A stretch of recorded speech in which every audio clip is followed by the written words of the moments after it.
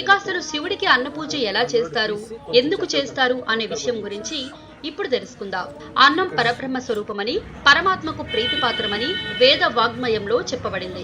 ఎవరి ఇష్టదైవానికైనా సరే అన్నంతో అర్చన చేయటమే అన్నపూజ. అలాంటి అన్నంతో ఎవరి వారి ఇష్టదైవాన్ని ఆరాధించడమే అన్నపూజ కార్యక్రమం. అన్నంతో అభిషేకం చేస్తూ అన్న సూక్తం పఠించడం ఓ సాంప్రదాయం. ఆ తర్వాత అన్న సంతర్పణ చేస్తారు. అసలు ఇందులోని అసలు విషయం ఏమిటంటే, అన్నాన్ని దైవంగా చూడటం, అందరికీ అన్నదానం చేయటం, దైవారాధనగా భావించటము ఈ విధానంలోని అసలైన ఆంతర్యం. అసలు ఈ అన్నాభిషేకంలో అన్నమే అసలైన పూజా సామాగ్రి.